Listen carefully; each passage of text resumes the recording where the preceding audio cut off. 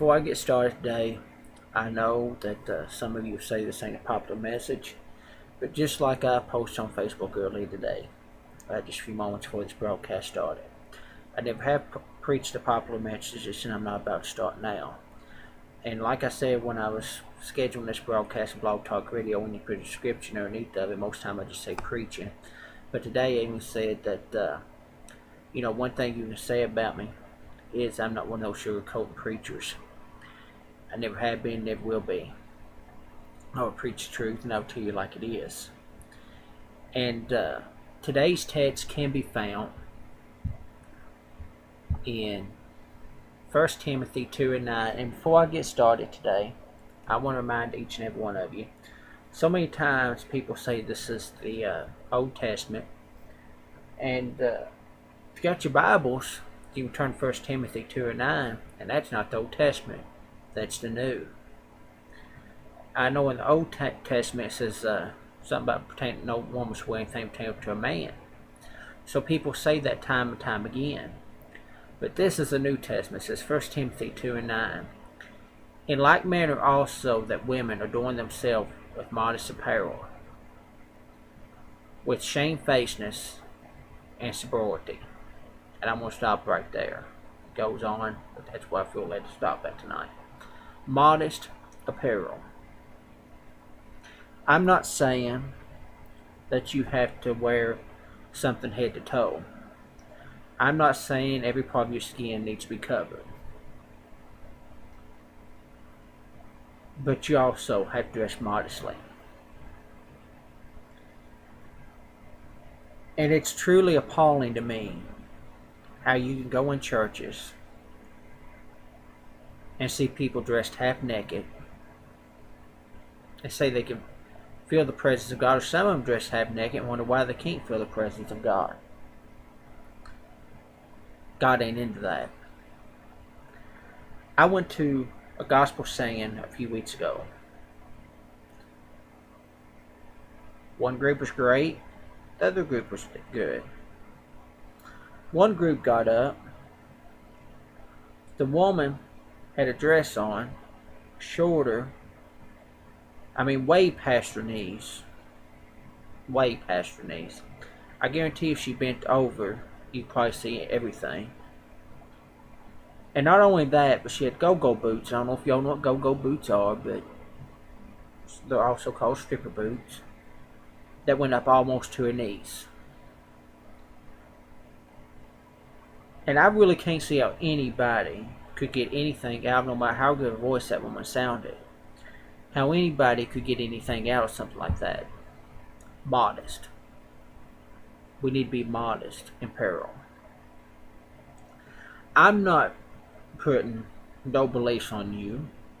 You see me here on these broadcasts with short sleeves. When I go to church to preach, or even go to any church, I always wear long sleeves. Don't even wear a watch. And that don't have nothing to do with anything, but the reason why I don't wear a watch is because I noticed one time I was preaching, I kept looking down at that watch, and God convicted me of it, and I ain't wore one since then. I collect watches, but I don't never wear watches, especially not to church, because I noticed every time I kept on looking at that clock. And God convicted me one time and said, what are you more worried about? What time it is? Or seeing souls saved? Never worried one since. Even when I pastored a church, I even took the clocks out of church for a long time, and then a couple of people started complaining and said, well, we want a clock in here. And I said, well, I'm going to put a clock back there, but I'm going to tell you right now, I'm not going to go by it. We're not on my timing. We're not on your timing. We're on God's timing. I hate going to churches that seems like they're on a time schedule and you got to get out at a certain time. We're not on God's time. We're not on our time. We're on God's timing. But more than all that, people think that any old way is going to make it in tonight. Not any old way. I was raised Pentecostal, and you can say, well, he's just going by his Pentecostal beliefs where he was raised. Yeah, I was raised a certain way, to believe a certain way, to dress a certain way. But my mom was raised Baptist. She could go any time through the week with what she wanted. But the preacher preached on church house times to be respectful and wear a dress. I've heard that in many Baptist churches. They don't care what you dress like outside, but inside church, be respectful.